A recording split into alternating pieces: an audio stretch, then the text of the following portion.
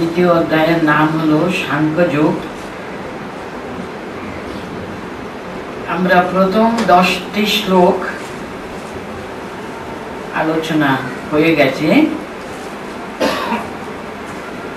এখন অর্জুন যখন আবার বললেন না যোৎস্না ইতি গোবিন্দ মুক্ত্বা তুষ্ণীম বভূবঃ,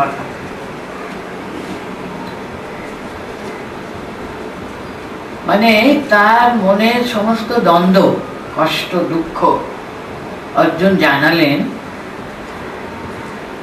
শরণাগতি কিন্তু নিলেন ভগবানের চরণে,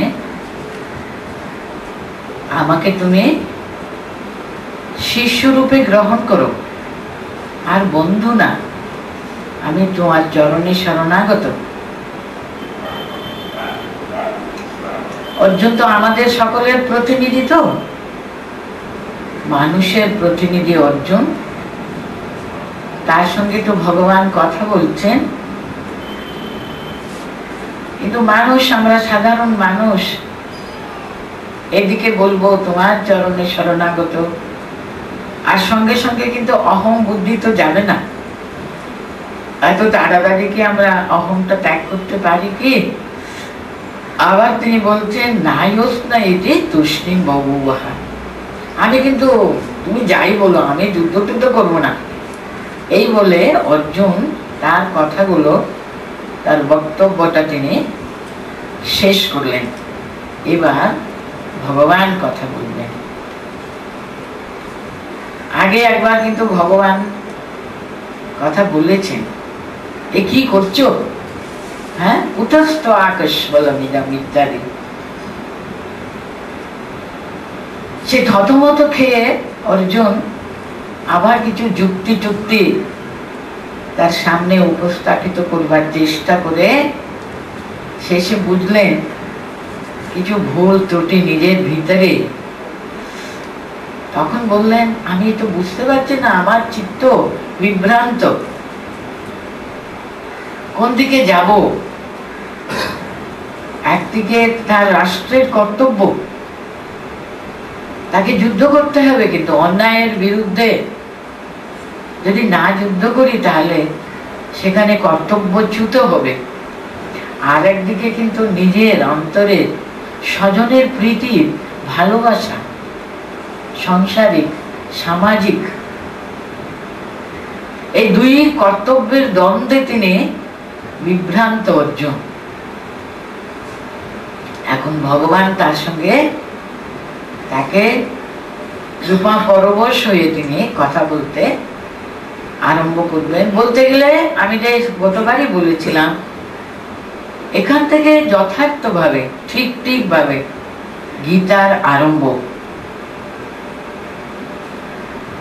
ভগবান শঙ্করাচার্য গীতার ব্যাখ্যাটা কিন্তু এখান থেকে আরম্ভ করেছেন। তার কাছে অন্য সবকিছু গৌণ।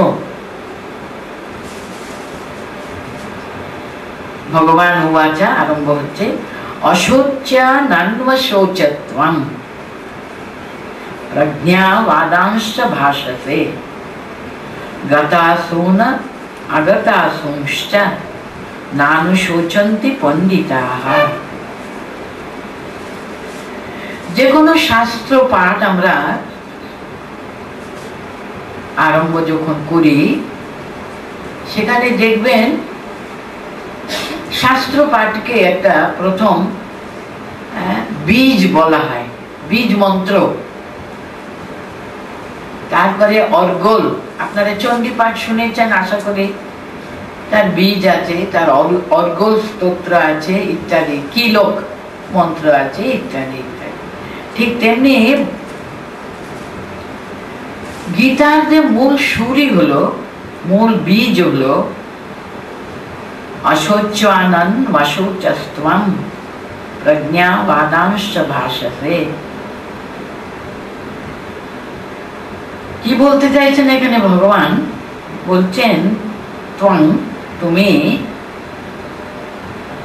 অশৌচান অনুশৌচস্ত্বম, আর প্রজ্ঞাবাদাংশ্চ ভাষতে, যাদের জন্য শোক করা উচিত না তুমি তাদের জন্য শোক করছো, অথচ প্রজ্ঞা বাদাংশ ভাষাতে, পণ্ডিতের মতো প্রজ্ঞ লোকের মতো তুমি কথা বলছো। গতাসুন আগতাসুশ্চ না অনুশোচন্তি পণ্ডিতাঃ, পণ্ডিতগণ কিন্তু গতাসুন আগতাসুশ্চ না অনুশোচন্তি, তারা জীবিত না মৃত কারোর জন্য তারা শোক করে না। কিন্তু শোক করবার যেখানে প্রয়োজন নাই তুমি সেখানে শোক প্রকাশ করছো, অথচ কথাগুলো কিন্তু অনেক অনেক বড় বড় জ্ঞান গর্ভ কথাগুলো তিনি বলেছিলেন। আপনারা প্রথম অধ্যায় পড়েছেন, যেখানে অর্জুন প্রায় 28টি শ্লোকে কেন তিনি যুদ্ধ করব না তিনি বারে বারে বললেন, কিং নো রাজ্যে ন গোবিন্দ কিং ভোগে জীবিতে নবা, ইত্যাদি ইত্যাদি অনেক অনেক আরো বলেছেন। অধর্ম অভিভবাত, আরো বলেছেন নরকে নিয়তম।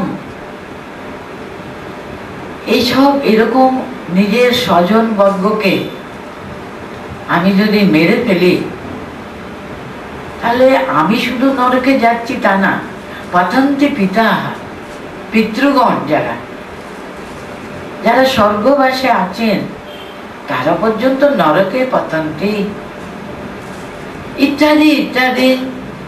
স্বধর্ম নষ্ট হয়ে যায়, কুলস্ত্রীগণ অধর্ম আচরণ করবে,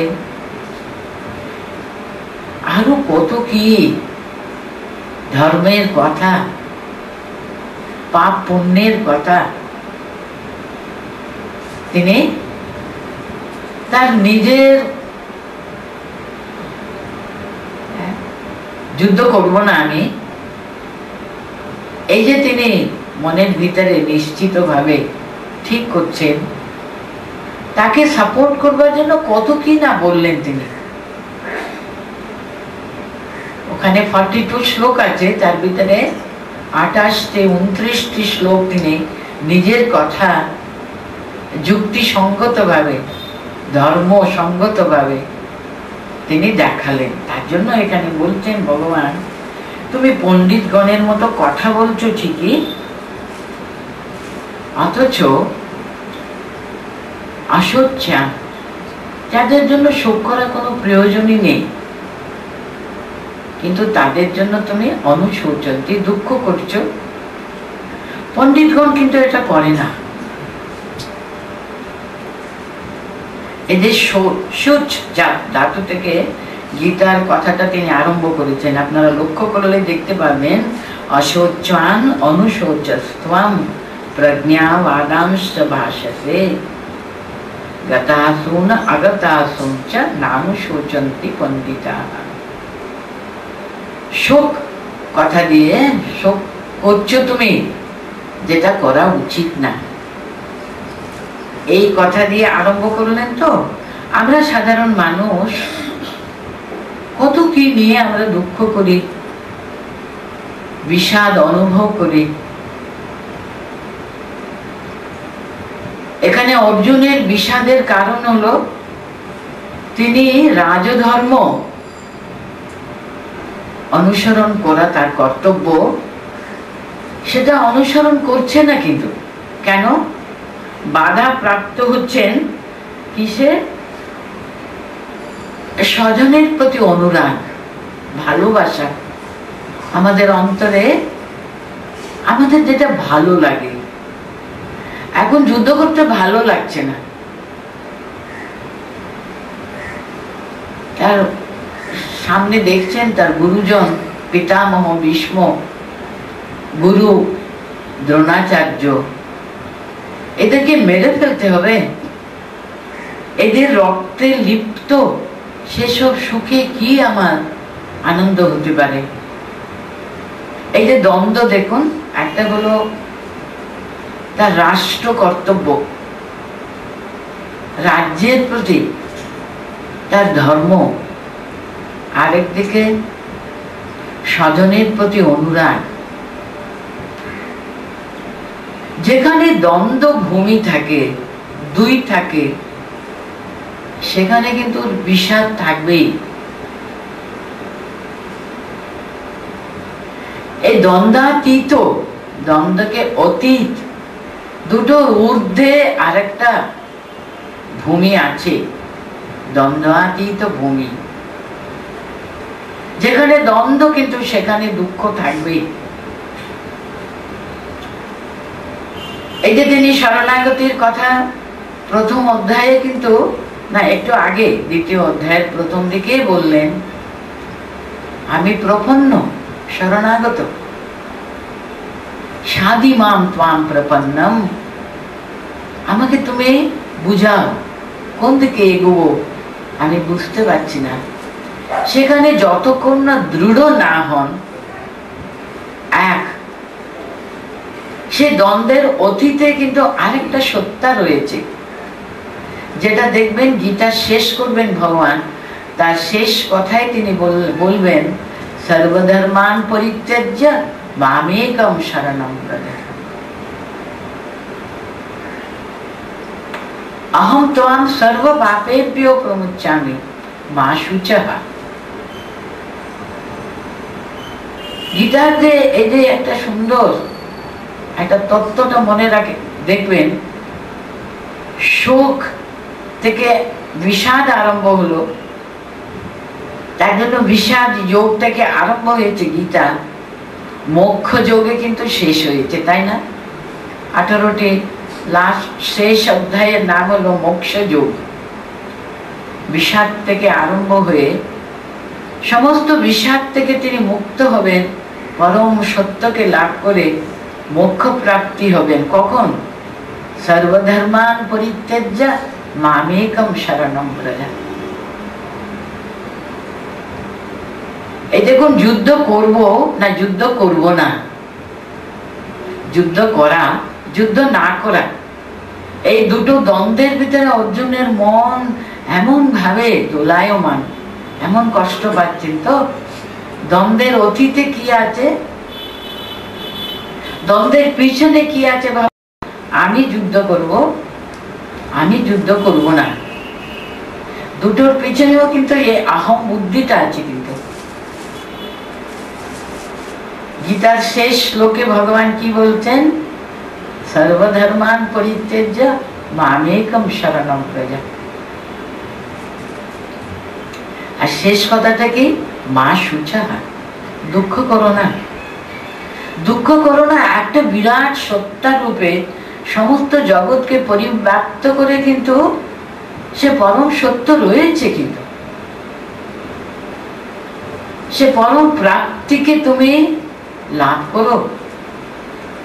यम लब्ध्वा चा अपरम लाभम ना मन्यते अधिकम, যাকে পেলে আর কোনো কিছু মনে হবে না, আর কিছু দরকার আছে মনে হয় না, কিন্তু তাকে পেতে হবে না, সে দ্বন্দ্বাতীত অবস্থা লাভ করতে হবে না।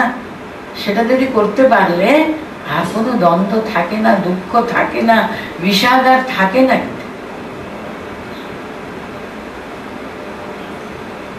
অহম বুদ্ধিটা বিসর্জন দিয়ে তাতে সম্পূর্ণ শরণাগত হও। নাহম নাহম তুহু তুহু, কতবার ঠাকুর কথামৃতে কথাটা বলেছেন, নাহম নাহম, আর আমি আমি আমি আমি আর না, তুমি তুমি, তোমার ইচ্ছা পূর্ণ হোক, তোমারই শরণাপন্ন আমি। আমি যেন তোমার হাতে যেন একটা যন্ত্র মাত্র যাতে হতে পারি আমি, তাই বলছে না? সেই হলো পরম পুরুষার্থ, সে দ্বন্দ্বাতীত অবস্থা।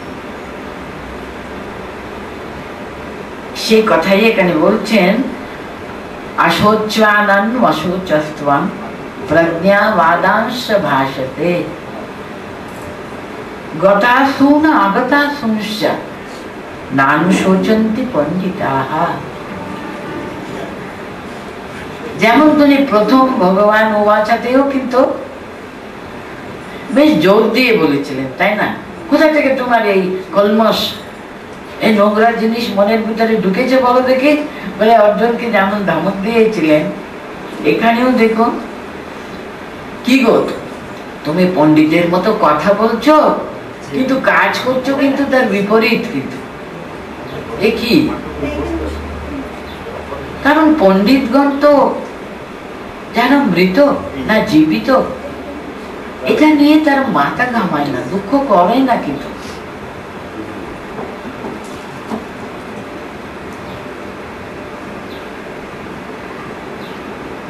আরো তিনি বুঝাবেন এখানে কেন কেন পণ্ডিতগণ মৃত কিংবা জীবিত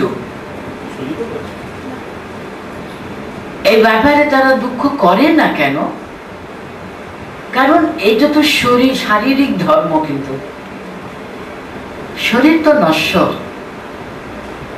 শরীরের পিছনে যিনি আছেন সে অবিনশ্বর বস্তু, তাকে পেতে হবে না, তার সন্ধান করতে হবে না। পণ্ডিতগণ কিন্তু তাতে প্রতিষ্ঠিত,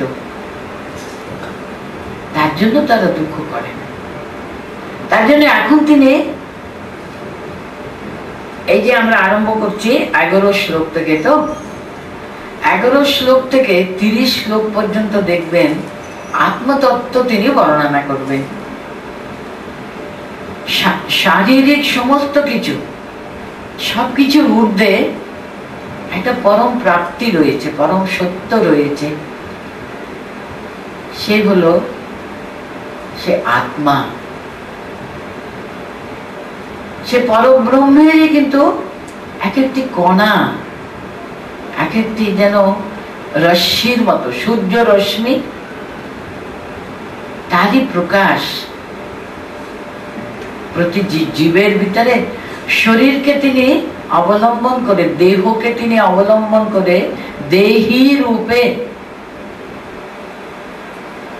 সে পরব্রহ্মেরই এক একটি কিরণ স্বরূপ তিনি রয়েছেন। সে আত্মতত্ত্বটা এখানে তিনি বর্ণনা করবেন 11 থেকে 30 শ্লোক পর্যন্ত। আপনাদের মনে একটা প্রশ্ন জাগতে পারে, আচ্ছা অর্জুন কি আত্মতত্ত্ব জানতে চেয়েছিল নাকি? আমরা কি দেখি, শোকাকুল, অশ্রুপূর্ণ তার সমস্ত দুটি চোখ দুঃখে ভরে গেছে, চোখ দিয়ে জল পড়ছে, কিংকর্তব্য বিমূঢ়, বিভ্রান্ত। সে অর্জুনকে তিনি আত্মতত্ত্ব কথা বলতে গেলেন কেন? কি প্রয়োজন ছিল? তিনি তো কোনো দার্শনিক তত্ত্ব শুনতে তো চাননি উনি। হঠাৎ ভগবান এখানে আরম্ভ করলেন কেন আত্মতত্ত্বের কথা? তাই না? উনি যুদ্ধ করব না করব এটা নিয়ে এত বিচলিত হয়ে পড়েছিলেন, তার কাছে আত্মতত্ত্বের কথা কেন বলবেন? এখন সবকিছু বলবার আগে আমাদেরকে প্রথম দেখাতে হবে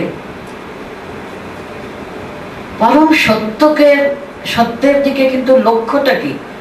মানুষ জন্মের যে লক্ষ্যটা কি, কিসের জন্য মানুষ জন্ম, সেটা দেখাতে গেলে কিন্তু সে দ্বন্দ্বাতীত, সে পরম সত্যকে কিন্তু একটা লক্ষ্য আছে, মানুষ জীবনের একটা লক্ষ্য আছে। তুমি ক্ষত্রিয় হোক, ব্রাহ্মণ হোক, তুমি যাই হোক, তোমার যাই কাজ করো না কেন, মানুষ সে মনুষ্যত্বের যে সার্থকতা, তার সাফল্য, সে পরম তত্ত্বকে জানা দেখিয়ে দেবেন প্রথম। হয়তো অর্জুন তখন সত্যি সত্যি প্রস্তুত নন। দ্বিতীয় অধ্যায়ে দেখবেন 30 শ্লোক পর্যন্ত আত্মতত্ত্ব তিনি বলছিলেন। বুঝতে পারছেন অর্জুন ধারণাই করতে পারবে না। আমরাই দেখব 31 যখন শ্লোক আমরা পড়ব, স্বধর্মমপি চাবেক্ষা না বিকম্পিতুমর্হতি বলে ভগবান অনেকটা নেমে এসে তার স্বধর্মের কথা বলবেন, মানে যেটা অর্জুন ধরতে পারে, বুঝতে পারে। কিন্তু প্রথমে কিন্তু তাকে দেখিয়ে দিতে হবে তোমার জীবনের লক্ষ্যটা কি, ওখানে পৌঁছতে হবে কিন্তু তোমাকে। আমি আগে বলেছি, দ্বিতীয় অধ্যায় আরম্ভ করেছি তখনই বলেছি, দ্বিতীয় অধ্যায় হলো গীতার্থ সূত্র।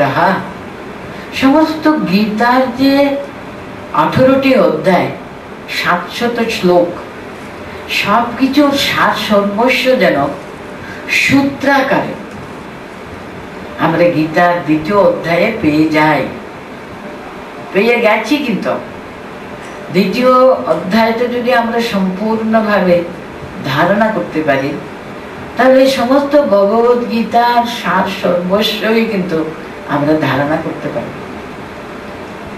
18টি অধ্যায়ে যা বলা হয়েছে, আমাদের এই 72 শ্লোক আছে দ্বিতীয় অধ্যায়ে, তাতে সব বলে দিয়েছে, আগে সূত্রাকারে সব বলা হয়েছে। তার জন্য প্রথমে তিনি দেখাচ্ছেন, দেখো তোমার গন্তব্যস্থান, আমরা কোথাও যদি বেরোই, আমাকে জেনে নিতে হবে কোথায় গিয়ে পৌঁছতে হবে, তাই না?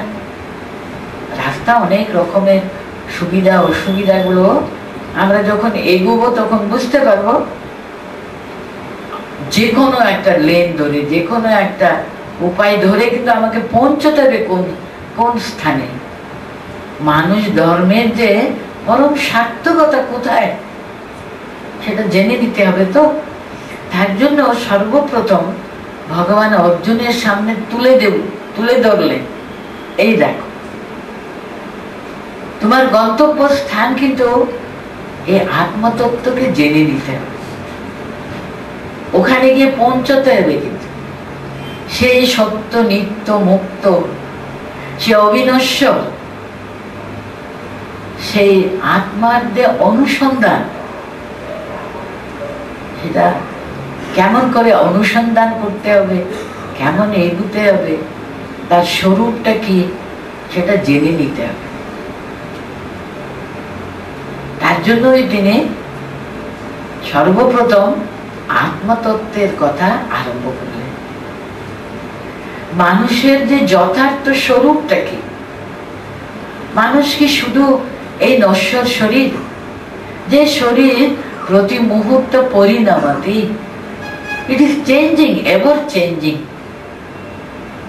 আমরা লক্ষ্য করতে পারি না, কিন্তু কিছুদিনের ভিতরে তো আমরা বুঝতে পারি পরিণামাতি, চেঞ্জিং, এভার চেঞ্জিং।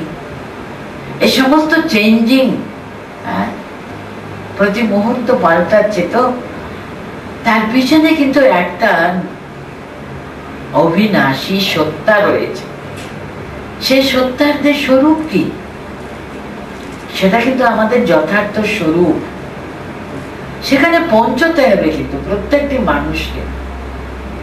আমরা এসেছি কিন্তু সেই সত্তা থেকে, আমাদের ধরে আছে কিন্তু সে পরম সত্য। আমরা গিয়ে পৌঁছবো কিন্তু সেখানেই। আমাদের শাস্ত্র কিন্তু তাই বলে, আনন্দাৎ খলু ইমানি জায়ন্তে আনন্দেন তিষ্ঠতি আনন্দাৎ অভিসংবিশন্তি।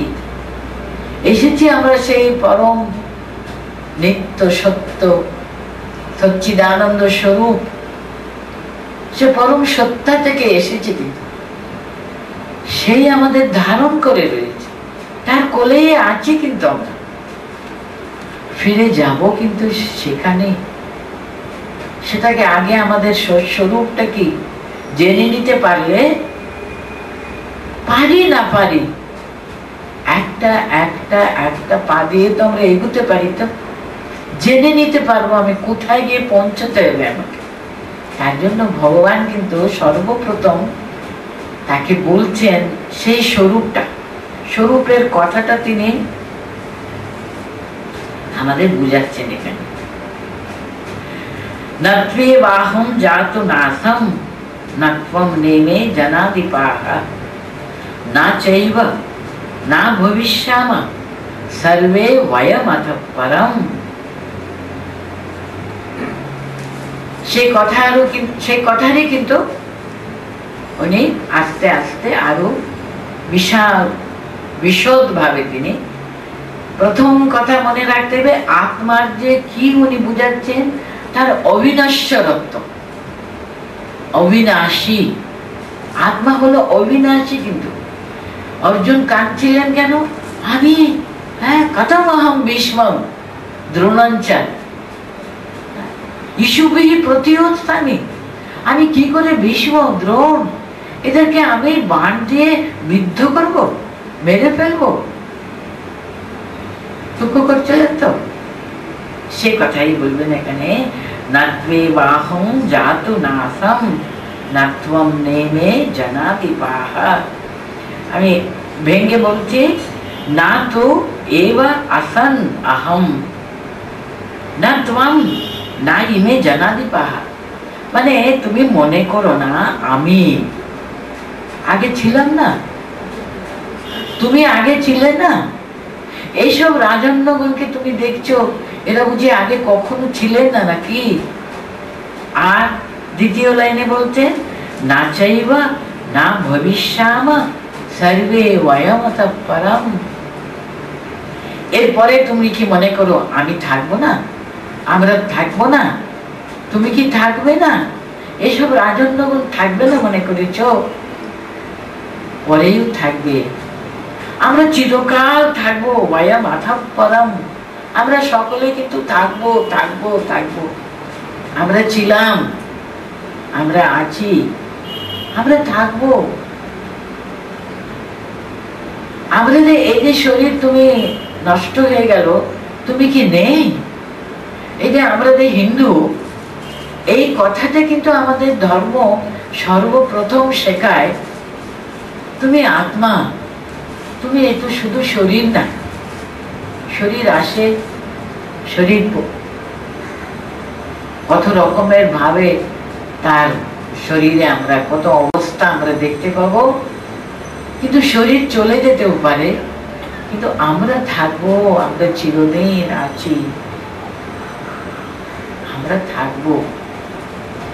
এই যে আত্মার রূপে আমরা সদা সর্বদা অবস্থান করছি, এটা ওর মনে গেঁথে দেওয়ার জন্য আত্মার যে অবিনশ্বরত্ব, এটা বুঝাবার জন্য দেখুন উনি আসতে তাহলে কোনটা, what is that that changes, কোনটা? তাহলে আমরা বিভিন্ন ভাবে দেখতে পাই অবস্থা, বিভিন্ন অবস্থা মাত্র। তাহলে দ্বিতীয় শ্লোকে কি হলো? নাত্বে বাহম জাত নাসম নাত্বম নেমে জানাতি পাহা না চাইবা না ভবিষ্যামা সর্বে ওয়মতঃ পরম। তুমি কি মনে করো আমরা আগে ছিলাম না? তুমি ছিলে না, এরা কেউ ছিলেন না মনে করো? তা কিন্তু নয়। আমি আগে ছিলাম, তুমিও ছিলে, ভবিষ্যতে আমরা সবাই থাকবো, এরাও থাকবে, এরাও আগে ছিলেন, এরা সবাই থাকবে।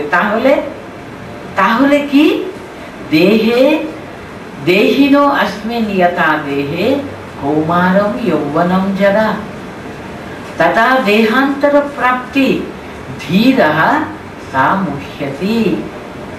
তাহলে তুমি কি মনে করো আমি ছিলাম, আমি আছি, আমি থাকবো? কি বলতে চাইছো তুমি? কি বলতে চাইছো?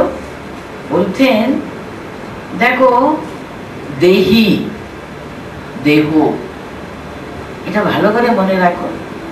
দেহি, তিনি দেহে বাস করেন, যার এই শরীর আছে সে হলো আমি।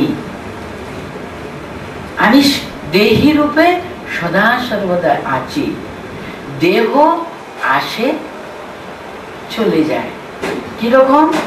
দেখো, দেহির একটা দেহ আছে, সে দেহ জন্মায়।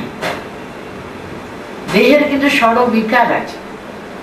সংস্কৃতে একটা শ্লোক আছে, ষড়বিকারের বর্ণনা এরকম আছে, মানে প্রথম জন্ম, তারপর অস্থি, তারপর বৃদ্ধি, তারপর পরিণমতি, তারপর অবক্ষয়, তারপরে নশ্যতি, মানে জন্মায়, আস্তে আস্তে আস্তে বৃদ্ধি পায়, গ্রোথ, তারপরে সুন্দরভাবে ডেভেলপ হচ্ছে আর কি, অস্থি আছে ভালোভাবে, living, it is a living শরীর, হ্যাঁ, জীবিত, জন্ম, অস্থি, তারপরে বৃদ্ধি, আস্তে আস্তে আস্তে আস্তে ও মানে শৈশব থেকে কৈশোর, কৈশোর থেকে যৌবন, ওই পর্যন্ত কিন্তু বৃদ্ধি হলো তো, তারপরে বার্ধক্য, অপক্ষয়তি, তারপর নশ্যতি, আস্তে আস্তে আস্তে পরিণমতি, তার চেঞ্জেস গুলো আসবে, বার্ধক্য আসবে, বার্ধক্যের লক্ষণগুলো আপনারা সকলেই জানেন, তারপরে অপক্ষীয়তে, আস্তে আস্তে ক্ষয় প্রাপ্তি হয়, বিনাশ প্রাপ্তি হয়। ওটা কিসের হয়? এই শরীরে হয়, দেহির কিছু হয় না। দেহি সাক্ষী রূপে ওই জন্ম, তারপরে আস্তে আস্তে আস্তে আস্তে তাদের ডেভেলপমেন্ট গুলো দেখছেন, তারপরে বৃদ্ধিটা একটা সীমা আছে তো, তারপরে আস্তে আস্তে আস্তে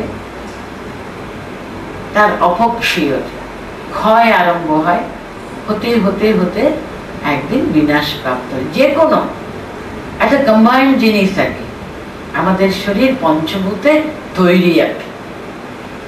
আমাদের শাস্ত্র কিন্তু কত মানে পঞ্চভূত মানে এই যে ভূমি, জল, আকাশ, বায়ু ইত্যাদি ইত্যাদি সবটা মিশিয়ে এই শরীরদের তৈরি হয়েছে না, কত ভাগে আছে সব কিছু, কিন্তু ওরা একেবারে ভালো ম্যাথমেটিশিয়ান মতো সব ওরা বলে দিয়েছে, কোনটা বেশি হলে কি রোগ হয় ইত্যাদি ইত্যাদি সবকিছু লেখা আছে। এইভাবে শরীর গঠিত, it is the combination of many things. আপনারা বিজ্ঞান পড়েছেন, যে কোনো কম্বাইন্ড জিনিস কিন্তু আবার সে কম্পাউন্ডটা কিন্তু ভেঙে যথাযথ যেখানে যেখান থেকে এসেছে সবটা সেই স্থানে চলে যায়। কিন্তু এই শরীরটা কিন্তু combination of so many things, তো এটা চিরদিন থাকতে পারে না, তো আসে চলে যায়। এটাই এত সুন্দর এই শ্লোকে বর্ণনা আছে, দেহিন अस्मिन् यथा देहे कौमारं यौवनं जरा तथा देहांतर प्राप्ति धीरः तत्र नामुह्यति। अस्मिन् देहे यथा, এই শরীরে, দেহিন अस्मिन् देहे, দেহি যে अस्मिन् देहे কি কি হয়, यथा कौमारम, তার কৈশোর, তারপরে যৌবন, তারপরে জরা। আমরা প্রাপ্ত হচ্ছে না, আমরা নিজেদের শরীর আমরা বুঝতে পারছি না, আমি কত ছোট ছিলাম, কেমন বড় হলাম, কেমন যুবা, কেমন বার্ধক্য, কেমন কেমন পরিণতি গুলো আমরা দেখতে পাচ্ছি। তো তথা ঠিক তেমনি কিন্তু দেহান্তর প্রাপ্তি। দেখুন হিন্দু ধর্মে দেহান্তর প্রাপ্তিকে কত সহজে তারা এটা অ্যাকসেপ্টেড হবে। দেহান্তর প্রাপ্তি তো একদিন হবেই, জন্ম মানে মৃত্যু অভিধারিত, এর যে পরম সত্য জগতে আর কি আছে, অভিধারিত সত্য। তাকে নিয়ে এত দুঃখ করবার কি হল, তার জন্য এত দুঃখ। ধীরা তত্র না মুহ্যতে, তারা মোহিত হয় না। মোহ মানে delusion, oh ma, I have to face death. আরে একদিন death is coming. We are nearing every moment, we are nearing toward the death only. That is the ultimate reality, that is the truth. So ধীরাহা তত্র না মুহ্যতে, এতে দুঃখ করবার তো কোনো কারণ নেই। আপনাদের মনে হতে পারে, আরে যুদ্ধ করে আমি তো ওদেরকে মারবো। আরে ওদের ভীষ্ম বলো, দ্রোণ বলো, যা যা কর্ম অনুযায়ী তারা কৌরবকে সাপোর্ট করে এসে যুদ্ধে উপস্থিত হয়েছেন। একটা ধর্মযুদ্ধ, ধর্মযুদ্ধে একটা ক্ষত্রিয়ের ওরা সাপোর্ট করবার জন্য, সাহায্য করবার জন্য যারা যারা তার সঙ্গী হিসেবে দাঁড়িয়ে আছে তারা যুদ্ধ করবে। যুদ্ধে যেমন মৃত্যু যেমন জয় দুটো আছে, সেটা তো তারা গ্রহণ করব বলে তো এখানে উপস্থিত আছে। তো একটা ধর্মযুদ্ধে তুমিও এসছো, তারাও এসছে, তার পরিণতিটা কি তাদের গ্রহণ করতেই হবে না? তারা নিশ্চিত মৃত্যু কিংবা তাদের বিজয় দুটোতে একটা নেবার জন্য তো দাঁড়িয়ে আছে না ওরা। উনি তার জন্য এখানে বলতে চাইছেন, দেখো শরীরের ধর্ম এটা, সে কৌমার, সে যৌবন, তারপর বার্ধক্য, তারপর যে পরিণতি হলো দেহান্তর। এই জন্য তো প্রস্তুত তুমিও আছো, ওরাও আছে। তার জন্য দুঃখ করবার কি হলো তোমার? দেহিন अस्मिन् यथा देहे कौमारम यौवनम जरा तथा देहांतर प्राप्ति धीरः तत्र ना मुह्यति। অতি সহজ সংস্কৃত ভাষায় এত গভীর তত্ত্বটা গীতা কত সহজে বুঝাচ্ছে। দেখো কত সহজে, দেহান্তর প্রাপ্তি, এটা শরীরের একটা পরিণতি মাত্র, আর তো কিছুই না। এখানে কি বলছেন, এই যে শরীরে যখন আমরা গ্রহণ করেছি, শরীর যখন এই জগতে বসবাস করতে আরম্ভ করলে কি হয়, আমরা বাইরে কত রকমের বস্তুর সঙ্গে আমরা সংস্পর্শে আসব। এলে কিন্তু কি কি হয় আমাদের শরীরে কিংবা বাইরে সে বস্তুর উপরে কি পরিণাম, সেটা পরের শ্লোকে সহজে বলছেন। যে মাত্রা স্পর্শাস্তু কৌন্তেয় শীতোষ্ণ সুখ দুঃখদাহ আগমা পায়িনো অনিত্যাং তাং তিতিক্ষস্ব ভারত। অর্জুনের দুঃখ প্রশ্ন হতে পারে, আমার অত্যন্ত প্রিয়জন, তাদেরকে আমাকে মারতে হবে,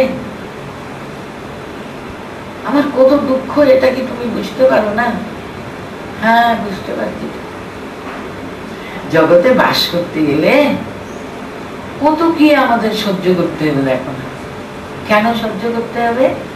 আমাদের শরীরে ইন্দ্রিয় আছে, পঞ্চ জ্ঞানেন্দ্রিয়, পঞ্চ কর্মেন্দ্রিয়, মন, বুদ্ধি, অহংকার, কত কি আছে।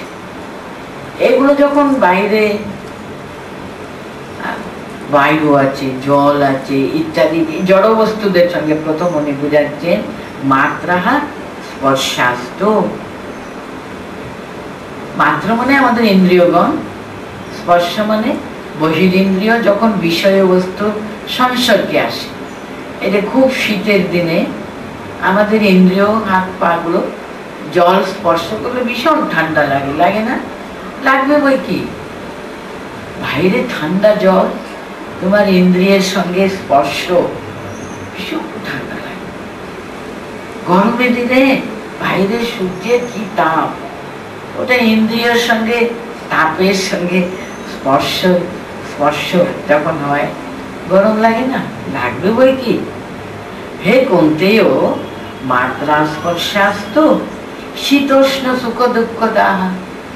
যখন এই যে ইন্দ্রিয়ের সঙ্গে বিষয়বস্তুর সঙ্গে কন্ট্যাক্ট, স্পর্শ, সংস্পর্শে যখন আসে, অনুকূল হলে ভালো লাগবে, আনন্দ লাগবে, প্রতিকূল হলে কিন্তু দুঃখ হয়। হবে বই কি, হবে বই কি। মানুষের এসব হবেই। তোমার এখন তোমার প্রিয়জন, তাদেরকে মেরে ফেলতে হবে, তার জন্য তোমার দুঃখ হচ্ছে, তাই না? হবেই তো। কি করতে হবে? আগমা পায়িনো অনিত্যাং তান তিতিক্ষস্ব ভারতা। হে ভারত, তুমি ভরত কোলে জন্মেছ গো, তুমি কি দেশে? তুমি একটা সাধারণ মানুষের মতো এই যে সংস্পর্শে সংস্পর্শে কি দুঃখ হচ্ছে, তার জন্য ব্যয় করে সকলের সামনে কাঁদবে নাকি? তোমার একটা কুল গৌরব আছে না? হে ভারত, তুমি দেশে না, তুমি তো ভারত বংশে জন্মেছ অর্জুন। হে ভারত, অনিত্যাং তাং আগমা পাই না, এগুলো আসে চলে যায়। কতদিন কাঁদবে তুমি? ভীষ্মকে মেরে ফেলুম, দ্রোণকে মেরে ফেলুম বলে তুমি সারা জীবন কাঁদবে নাকি? তা তো কাঁদবে না গো। দুঃখটা মানুষ আস্তে আস্তে আস্তে আস্তে ভুলেই যায়। আস্তে আস্তে আস্তে সেটা তীব্রতাটা কিন্তু আস্তে আস্তে সহ্য হয়ে যায়, ক্রমে ক্রমে ক্রমে সয়ে যায়, তাই না? আসে চলেও যায়, ঠান্ডা লাগে, কিন্তু অভ্যাস করতে করতে করতে কি হয়, কি শীতের দেশে মানুষ বাস করে, প্রচন্ড আমাদের কল্পনার বাইরে বাস তো করছে মানুষ, সহ্য তো হয়ে গেছে তাদের। আগমা পাই না, আসে চলে যায়, এভরিথিং ইজ চেঞ্জিং, কোনোটাও স্থায়ী না জীবনে। দুঃখ কি চিরদিন দুঃখে মানুষ তাকে থাকে না গো? সইতে সইতে সইতে দুঃখ বোধই চলে যায়, থাকেই না, কোনোটাও কিন্তু স্থায়ী নয়। আগমা পাই না অনিত্যাং, তারা সব কিন্তু দুদিনের। তার জন্য কি করতে হবে? হে ভারত, তিতিক্ষস্ব, তাকে সহ্য করতে শিখতে হবে না? সহ্য করবে, সহ্য করাই কিন্তু শ্রেষ্ঠ মানুষের একটা লক্ষণ। কোনো বহিঃপ্রকাশই থাকে না, কত কি সহ্য করে। এই তিতিক্ষা, দুঃখের জন্য কোনো বিলাপ পর্যন্ত থাকে না, চিন্তা বিলাপ রহিতম। দুঃখ সহ্য করো, আমরা অনেক সময় দুঃখ সহ্য করি, কিন্তু প্রতি মুহূর্ত 10 বার বলতে থাকি, বাবা আমার কি কষ্ট, ভগবান কি কষ্ট দিয়েছেন। তার লোকেরা বলে করুণাময়, কোথায় তিনি আমাদের কোনো কিছু দেখেন না, কত কি আমাদের বিলাপ প্রলাপের কোনো অন্ত থাকে না। ওটা সহ্য মোটেই নয়। সহ্য হলো চিন্তা বিলাপ রহিতম। আমাদের শাস্ত্র বলে তিতিক্ষা হলো চিন্তা বিলাপ রহিতম, সা তিতিক্ষা নিগম্যতে। মানে সেখানে আমরা চিন্তাও করব না, হ্যাঁ আমার প্রাপ্য, আমার প্রাপ্য, আমি যা কর্ম করেছি সে কর্মফল তো আমাকেই তো অনুভব করতে হবে, আমাকে তো ভোগ করতে হবে, আর কে ভোগ করবে? চিন্তাও থাকবে না, বিলাপ তো থাকবেই না। চিন্তা বিলাপ রহিতম, সেই তিতিক্ষার যে সংজ্ঞা রূপে বলা হয়েছে, চিন্তা বিলাপ রহিতম সা তিতিক্ষা নিবধ্যতে। তো মাত্রা স্পর্শাস্তু কৌন্তেয় শীতোষ্ণ সুখ দুঃখদাহ আগমা পাইনো অনিত্যাং তাং তিতিক্ষস্ব ভারত। হলো, এটা তো আগমা পাই না, মানে উৎপত্তি আছে, বিনাশও আছে। এসব দুঃখের উৎপত্তি আছে, কষ্ট আছে। প্রথম দিন ঠান্ডা বেশি লাগে, গরম বেশি লাগে, কিন্তু অভ্যাস করতে করতে করতে করতে সহ্য হয়ে যায়। আগমা পাই না, ওরা অনিত্য, তাকে তুমি সহ্য করতে শিখলে দেখবে আস্তে আস্তে সয়ে যায়। ইয়ং হি না বেতয়ন্তে তে পুরুষম পুরুষস্রবা সমদুঃখ সুখম ধীরম সা অমৃতত্বায় কল্পতে। মানে অমৃতত্ব লাভ করবার উপায় কিন্তু ওই হিসেবে উনি তিতিক্ষার কথাটা ভালো করে এই শ্লোকে বুঝাচ্ছেন। কেন আমি তোমাকে তিতিক্ষা করতে বলছি, কেন? তিতিক্ষস্ব, চেষ্টা করো, সহ্য করতে শিখার চেষ্টা করো। কেন? যে মানুষ এসব মানে অস্থায়ী জিনিস, দুদিনের ব্যাপার, যেটা আসে আর চলে যায়, চিরস্থায়ী কোনোটা না, সে নিয়ে সব সময় বিলাপ করতে থাকে, সেটাই নিয়ে দুঃখ মোহিত হয়ে যেন দুঃখে মুহ্যমান হয়ে জীবন কাটাবে, সে তো পরম সত্যকে লাভই করতে পারে না। এর ঊর্ধ্বে উঠতে হবে, আসে চলে যায়, ওটা নিয়ে মাথা ঘামাতে নেই। আরো ঊর্ধ্বে দ্বন্দ্বাতীতকে পেতে গেলে এসব অতিক্রম করে এগুতে হবে। মানুষের মন যখন সুখ দুঃখ এই দ্বন্দ্বের ঊর্ধ্বে, আমাদের সমস্ত দুঃখের মূল কারণই হলো এটা ভালো লাগে ওটা ভালো লাগে না, এটা পছন্দ করি ওটা পছন্দ করি না। আমরা এই পছন্দ অপছন্দ এই দ্বন্দ্বের ঊর্ধ্বে উঠতে পারলেই কিন্তু পরম সত্যের দিকে এগুতে পারা যায়। পরম সত্য লাভ হওয়ার ওই একটি মাত্র উপায়। কেন তোমাকে আমি তিতিক্ষত বলছি? অভ্যাস করো, করতে করতে করতে এদিকে তোমার মনই যাবে না, তোমার মন আরো উপরে উঠবে, আরো উপরে, যেটা চিরস্থায়ী, যেটা অবিনাশী, সে নিত্য মুক্ত সত্য স্বরূপ, তার লাভ হবে। তার জন্য বলছি আমি, তার জন্য বলতেন ইয়ং হি না বেতায়ন্তে তে পুরুষম পুরুষস্রব সমদুঃখ সুখম ধীরম তা অমৃতত্বায় কল্পতে।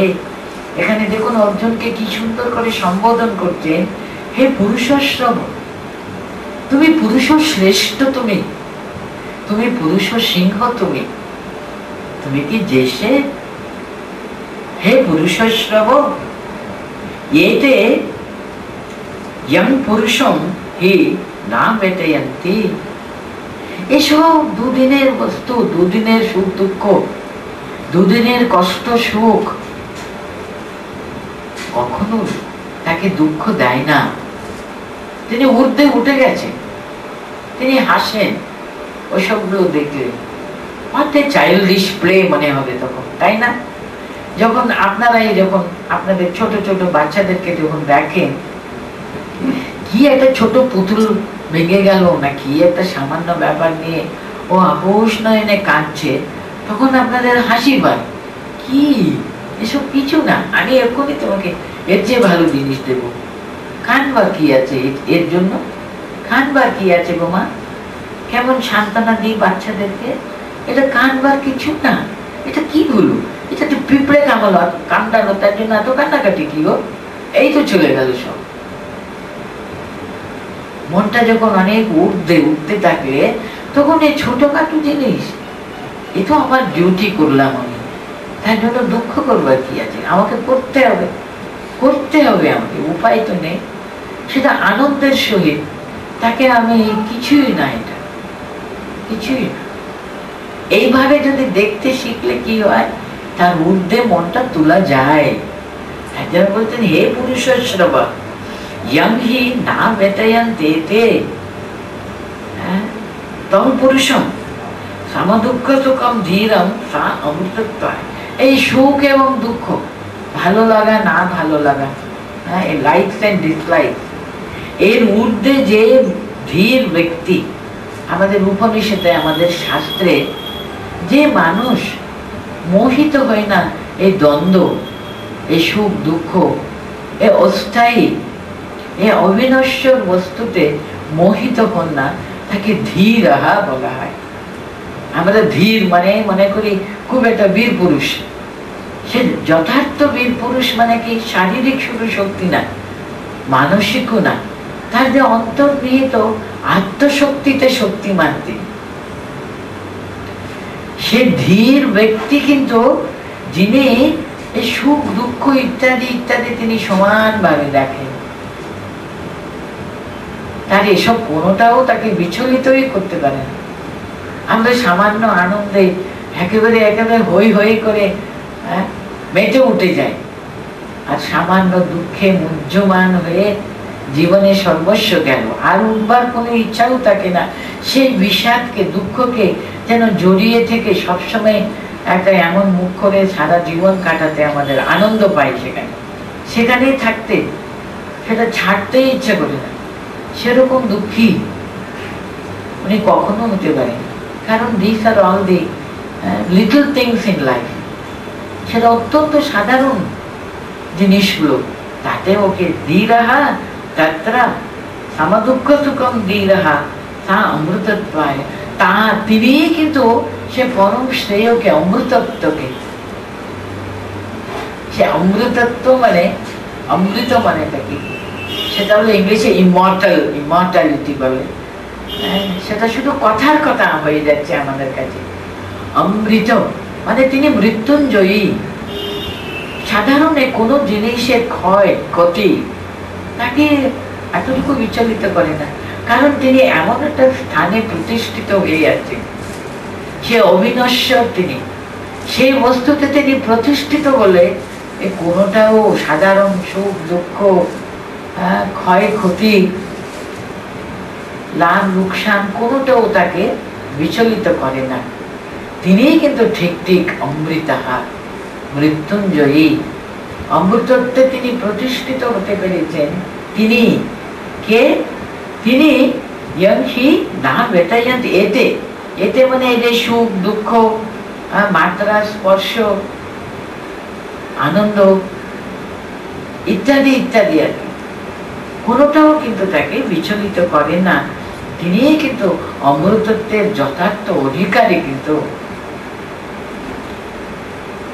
আরেকটা সবচেয়ে বড় সত্যটা এর পরের শ্লোকে তিনি বলছেন, নাথতো বিদ্যতে ভাবো, না ভাবো বিদ্যতে সতঃ, উভয়োরপি দৃষ্টান্তঃ স্থানয়ো তত্ত্বদর্শিবিঃ। কারা এই কথাগুলো বলেছেন? কাদের কথা ভগবান এখানে উল্লেখ করতেন? আমি শুধু আমার কথা তোমাকে বলছি, তত্ত্বদর্শীগণ, যথার্থ পণ্ডিতগণ, যথার্থ তারা নিজের স্বরূপ উপলব্ধি করেছেন, তারা কি বলেছে সেটা ভালো করে শুনো। তত্ত্বদর্শীবিঃ কি বলেছেন? না আথাতঃ বিদ্যতে ভাবঃ, না অভাবঃ বিদ্যতে সতঃ। সৎ আর অসৎ যেটা চিরদিন থাকে, যেটা কোনোদিন বিনাশ প্রাপ্ত হয় না, সে অবিনাশী, সে অবিনশ্বর, সে পরম সত্য। কখনো তার কোনো পরিণাম নেই, পরিণতি নেই। এক জগতের সবকিছু জিনিস চেঞ্জিং, পরিণামতি, কিন্তু সব কিছুর পিছনে একটা জিনিস আছে, স্থিত, স্থির, স্থায়ী। এই যে দেখুন গঙ্গা নদীর দিয়ে দাঁড়িয়ে সে জলটা সরে যাচ্ছে প্রতি মুহূর্ত, প্রতি মুহূর্ত কিন্তু সরে যাচ্ছে, প্রতি মুহূর্ত কিন্তু।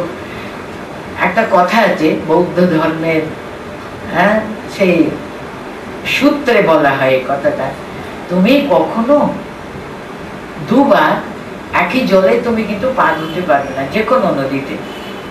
অথচ কিন্তু আমরা বলবো সেটা গঙ্গা জল, গঙ্গা নদী বলবো। কেন? ওই যে দুদিকে দুটো ব্যাংক, দুটো তট আছে, তার মধ্য দিয়ে এই জল প্রবাহমান হয়ে আছে, তাই না?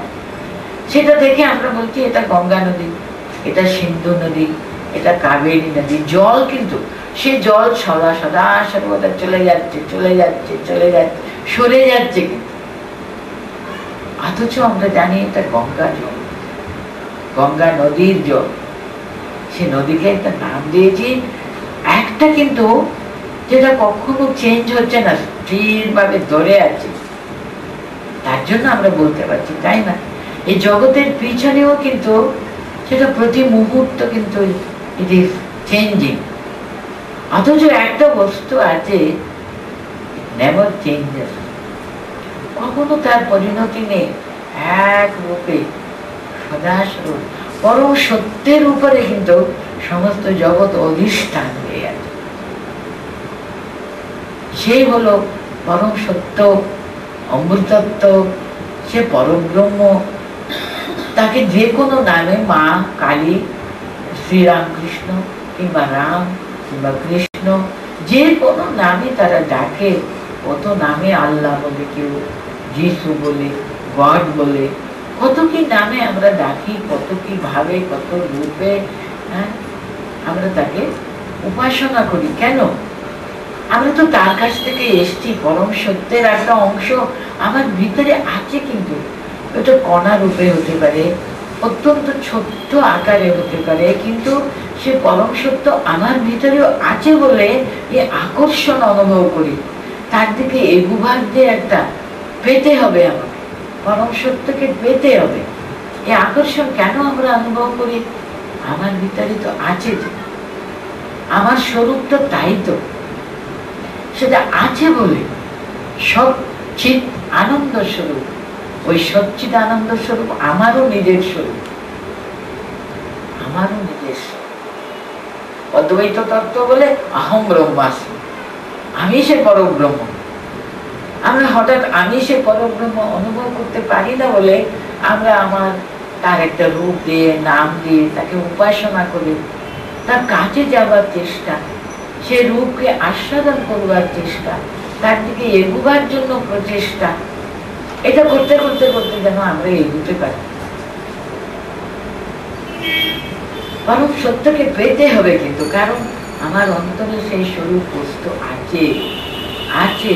তার জন্য এই হাঙ্গার, সোল হাঙ্গার আর কি, অন্তরের যে এই যে আমাদের যে ইচ্ছাটা, পরম শ্রেয়কে পাবার ইচ্ছাটা, এর জন্য, কারণ ওই স্বরূপ তো আমরা পাই। তাই এখানে ভগবানকে বুঝতে বলছেন কি, এখানে এটা পরম সত্যের কথা বলতেন, সদ্বস্তু রূপে তিনি আছেন। সেই সদ্বস্তুর অভাব না বিদ্যতে, আর অসদ্বস্তুরও কিন্তু ভাব নেই।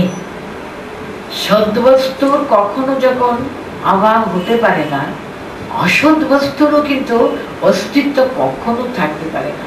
ওটা দুদিনের। মানুষকে এটা জানতে হবে কোনটা সৎ, কোনটা অসৎ, কোনটা চিরদিনের, কোনটা দুদিনের। এটা যদি আমরা যত গভীরভাবে চিন্তা করে সৎ বস্তুর সঙ্গে প্রতিষ্ঠা হবার চেষ্টা করব, অসৎ বস্তুকে আমরা এটা দুদিনের, তার অস্তিত্বের জন্য আমাদের কাতরতা, তার দিকে মনটা বেশি না দেওয়া, আসে চলে যায়, তাতে কোনো তোমাদের বিচলিত হওয়ার কোনো প্রয়োজন নেই।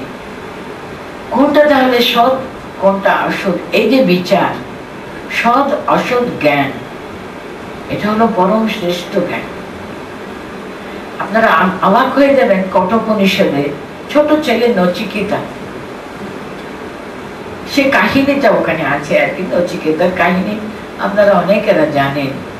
যম ও যমের কাছে গেছে, যম ওকে জিজ্ঞেস করছে, নচিকেতাকে যম জিজ্ঞেস করলো, তোমার কি বর চাও বলো, তুমি ব্রাহ্মণ, আমি তোমাকে আমার গৃহে তুমি এলে, আমি তোমাকে 3 দিন ও কিছু গৃহে গ্রহণ করিনি, কারণ বাড়ির গৃহস্বামী নেই বলে ও উপবাস করে বসে রইল। তখন গৃহস্বামী ফিরেছেন, উনি কাতর হয়ে বলছেন, আহা, পরে তোমার কথা শুনবো, আগে আমি তোমাকে 3টে বর দিই। আমার বাড়িতে গৃহে এসে তুমি উপবাস করলে বাবা, তুমি আগে আমার কাছে বর না।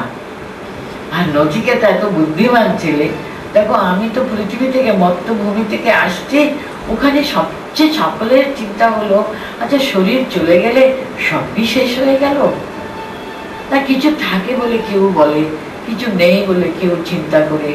আমি একটু তোমার কাছে যখন এসছি, তুমি মৃত্যু দেবতা, তুমি তো ভালো জানো বাবা মৃত্যুর পরে কি হয়, একটু আমাকে বলে দেবে সত্যি সত্যি কি হয়, কিছু থাকে তো, আত্মা বলে কিছু আছে তো। এখন যমরাজা ভীষণ মুশকিলে পড়ছেন, ছোট ছেলে, এত বড় বড় কথা কেন তোমার মুখে, তুমি ছোট ছেলে বাবা, তুমি আনন্দ করো না, তোমাকে যত আনন্দের বস্তুগুলো আমি তোমাকে দিচ্ছি বলে উনি অনেক অনেক লোভ দেখাচ্ছেন, এটা না ওটা না, রথ নাই, এটা অনেক কিছু, যত বড় রাজ্য তুমি চাইছো সব আমি দিয়ে দেবো তোমাকে। নচিকেতা বলতেন, এ কি কথা, কি পরিষ্কার বুদ্ধি দেখো, ও কি, ওসব দুদিনের, ওটা আমি ভোগ করতে গেলে আমার শরীরের শক্তি তাতে ক্ষয় হয়ে যায়। ও কি, আমি পরম সত্য লাভের জন্য তোমাকে প্রশ্ন করলাম, তুমি আমাকে এসো খেলাধুলো জিনিসগুলো দিয়ে মন ভোলাবার চেষ্টা করতে কেন বাবা? তোমার আনন্দের জিনিস তোমার কাছে রাখো, আমি চাই না। আমার প্রশ্নে উত্তর দিতে পারলে দাও, তাহলে থাক, দরকার নেই। আমাকে এই দুদিনের বস্তু দিয়ে মন ভোলাবে না গো। মানে বিচার বুদ্ধিটা সৎ আসৎ, কোনটা সৎ চিরদিনের, কোনটা আসৎ দুদিনের, এই যে বিচারটা যদি প্রখর থাকতে পারলে মানুষ কখনো কিন্তু ভুল পথে যেতে পারে না। তাই জন্য এখানে বলতেন তত্ত্বদর্শী ভালো করে জানো, উভয়োরপি দৃষ্টাহ আন্তাহ কানাইয়াহ তত্ত্বদর্শী। তারা উপলব্ধি করেছেন কিন্তু কোনটা চিরদিনের, কোনটা দুদিনের। এর যে সদ্বস্তু কখনো কিন্তু অভাব হবে না, চিরদিন থাকে। আসৎ বস্তু দুদিনের, তার কখনো স্থায়িত্ব নেই। এই ব্যাপারে কিন্তু যথার্থভাবে ভালো করে জানে। কারা জানে? তত্ত্বদর্শী বিহি, যারা এর যে মূল তত্ত্বটা তারা উপলব্ধি করেছেন, তারা তো ঠিক জানে। তারা বলে অসৎ বস্তু কখনো থাকতে পারে না দুদিনে, তার ভাব নেই, তার যে একটা স্থায়িত্ব নেই। আর সদ্বস্তুর কখনো অভাব হতেই পারে না।